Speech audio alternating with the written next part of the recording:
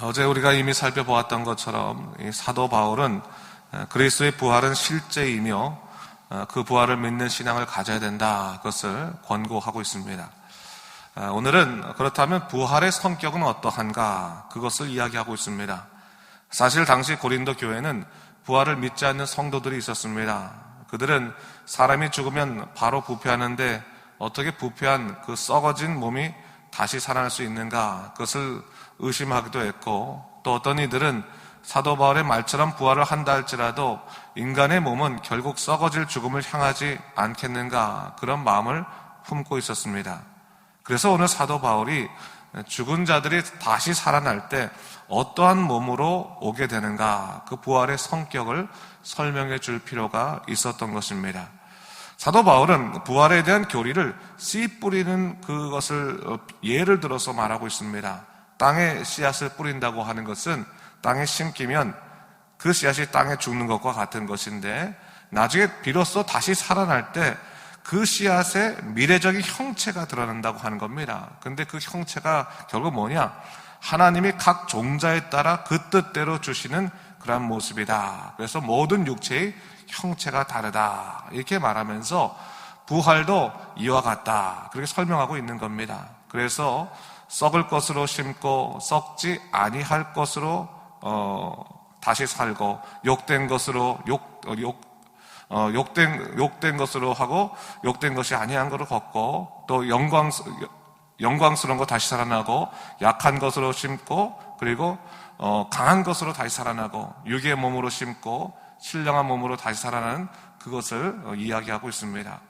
사도 바울은 우리 연약하고 썩어질 육체가 죽으면 이후에 신령한 몸으로 일어난다, 그렇게 설명하고 있습니다. 그러면서 이를 통해서 아담과 예수님을 대조하여 설명하고 있는데, 첫 번째 아담, 이렇게 말하죠.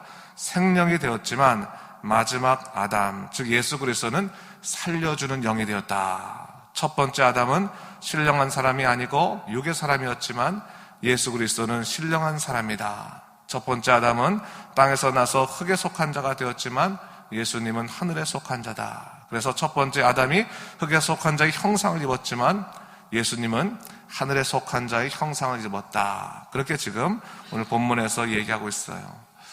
사도 바울은 이러한 논리적인 전개를 통해서 우리의 육신이 죽어서 다시 살아날 때는 지금의 육신의 몸이 아니라 썩지 아니할 신령한 몸으로 변화되어 부활할 것임을 이야기하고 있습니다. 그 비밀에 대해서 오늘 51절에서부터 54절 말씀에서 이렇게 말하는데, 아주 중요한 메시지이기 때문에 한번 천천히 함께 읽어보도록 하겠습니다. 51절부터 54절까지 함께 읽겠습니다. 시작. 보라, 내가 너에게 비밀을 말하노니 우리가 다 잠잘 것이 아니요 마지막 나팔의 순식간에 호련히 다 변화되리니, 나팔 소리가 나매 죽은 자들이 썩지 아니할 것으로 다시 살아나고 우리도 변화되리라. 이 썩을 것이 반드시 썩지 아니할 것으로 있겠고 이 죽을 것이 죽지 아니함을 입으리로다. 이 썩을 것이 썩지 아니함을 입고 이 죽을 것이 죽지 아니함을 입을 때에는 사망을 삼키고 이기리라고 기록된 말씀이 이루어지리라. 비밀과 같은 말씀, 이 말씀은 우리가 부활의 메시지로 받아들여야 되는 것입니다. 죽은 자들은 언제 부활하는가? 마지막 나팔 소리 날 때 죽은 자들이 일어나서 호련히 변화될 것이다, 그것을 말하고 있죠. 그때 그 소리 내서 사망을 삼키는 것과 같이 될 것이다, 그렇게 얘기하고 있습니다. 부활은 언제 완성되는가? 예수 그리스도께서 재림하시는 그때 부활이 완성되며, 그때는 하나님의 뜻대로 부활의 몸을 입게 됨을 성경은 말하고 있습니다. 그러므로 우리가 결국 부활이라고 하는 것을 기다리는 삶이라고 하는 것이 결국 어떤 삶입니까? 예수 그리스도의 재림을 기다리는 삶이다, 그것을 성경이 얘기하고 있습니다. 이를 통해 사도 바울이 고린도 교인들과 성도들에게 말하고자 하는 교훈이 무엇이겠습니까? 썩어질 세상 것에 흔들리지 말고 오직 하나님의 약속에 따라 온전한 믿음으로 바로 서라, 그것을 얘기하고 있는 겁니다. 세상에 흔들리지 말라. 오직 예수님 바라보고 부활을 하게 하시는 예수 그리스도를 바라보고 믿음으로 살아가라, 그것을 얘기하고 있는 것이죠. 부활신앙을 확고히 갖고 있는 사람들은요, 이 세상에 흔들리지 않습니다. 예수님의 재림하실 때 그 부르심으로 다시 산다고 생각한다면 우리의 관심이 더 이상 세상에 있지 아니하고 하늘에 있을 것입니다. 어떻게 하면 하늘에 합당한 삶을 살 것인가?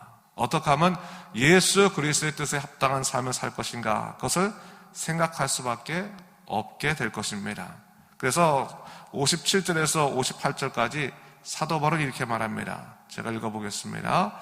우리 주 예수 그리스도로 말미암아 우리에게 승리를 주시는 하나님께 감사하노니 그러므로 내 사랑하는 형제들아 견실하며 흔들리지 말며 항상 주 일에 더욱 힘쓰는 자들이 되라. 이는 너희 수고가 주 안에서 헛되지 않은 줄 알미라. 여러분, 이 세상 속에서 승리하는 삶, 누가 우리에게 승리하는 삶을 허락해 주십니까? 바로 예수 그리스도께서 우리에게 승리의 삶을 허락하여 주십니다. 다른 것이 우리에게 승리의 삶을 주는 것이 아니라 하나님께서 우리에게 예수 그리스도로 말미암아 승리를 주실 때 우리는 비로소 승리의 삶을 살아갈 수 있다는 것을 잊지 말아야 되는 겁니다. 다른 말로 한다면 우리가 연약하여 넘어질 때 여러분 그것은 패배한 것이 아닙니다. 여러분 다시금 예수 그리스도로 말미암아 우리가 주님께 의지하여 일어나면 우리의 승리의 삶을 살아갈 수 있는 것입니다. 세상의 다른 곳에서 승리의 비결이나 승리의 원인을 찾으려고 해서는 안 됩니다. 오직 예수님 안에서 그 십자가의 능력으로 우리가 바로 설 때 우리는 믿음의 사람으로 바로 설 수 있게 되는 것이죠. 사도 바울이 그래서 세 가지를 권고하고 있습니다. 어떤 걸 권고합니까? 첫 번째로 견실하라 말하고 있어요. 두 번째로 흔들리지 말라 말하고 있습니다. 세 번째는 항상 주의 일에 힘쓰는 자들이 되라. 그러면 너의 수고가 주 안에서 헛되지 않은 줄 알미라. 그렇게 이야기하고 있습니다. 첫 번째로 견실하라고 이야기하고 있습니다. 견실하다라고 하는 것이 무슨 뜻입니까? 영어로 stand firm 이렇게 NIV 성경에 써 있지만 견실하다라고 하는 말은 견고하여서 속이 꽉 차 있다고 하는 의미입니다. 우리 개역 한글에서는 그냥 견고하라라고 했거든요. 근데 개역 개정에서 견실하라라고 하는 단어를 바꿨어요. 제가 그래서 곰곰이 생각해 봤어요. 왜 견고하면서 견실함으로 바뀌었을까 생각해 봤는데 견고해서 그 안에 꽉 열매가 차 있는 그런 상태로 뒤바뀌는 것, 그것이 견실이거든요. 한마디로 뭘 말하는 겁니까? 어중간하지 말라는 겁니다. 아무리 여러분 몸집이 크더라도요, 속이 텅텅 비어 있으면 그것은 견실한 것이 아닙니다.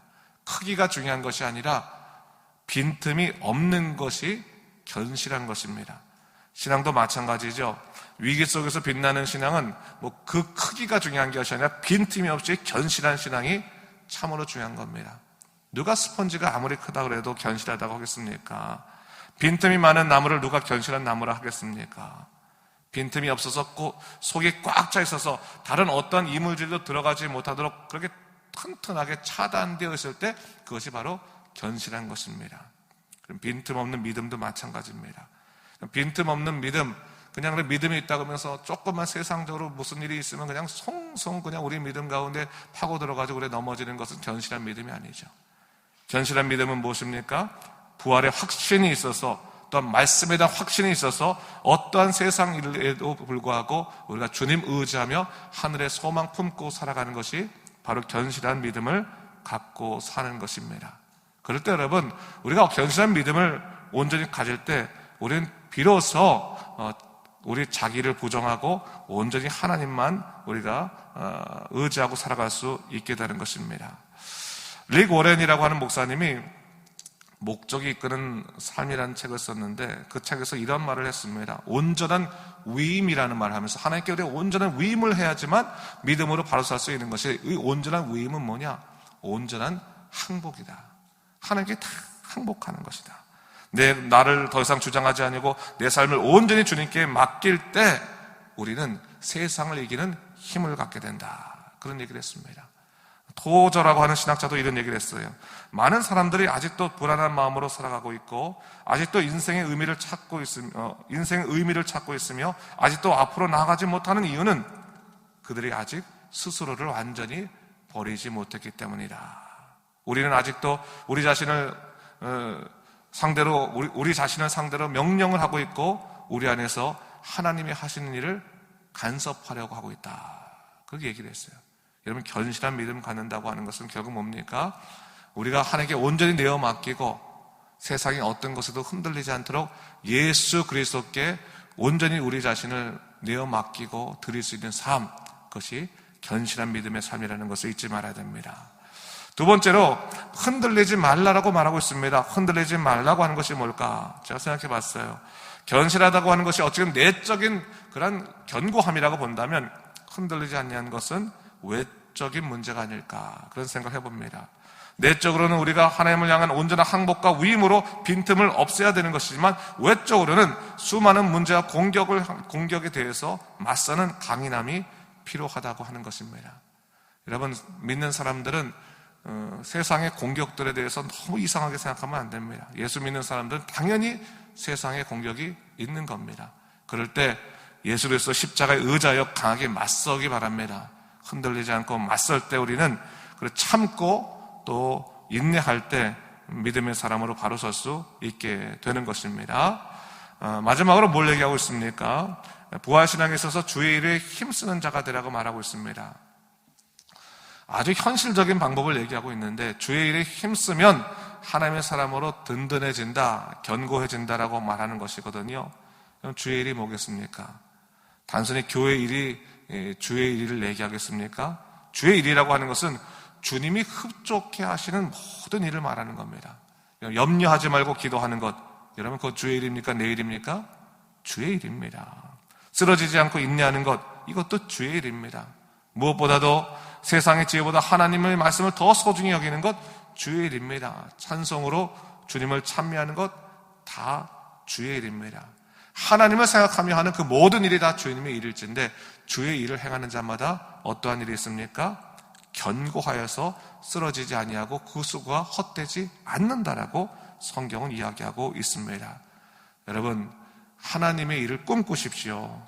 오늘도 하나님의 일을 꿈꿈을 통해서 주님 주시는 은혜를 누리시기 바랍니다. 그래서 견고하고 흔들리지 말고 부활신앙으로 온전히 살아가는 여러분 되시기를 주님의 이름으로 축원합니다. 기도하겠습니다.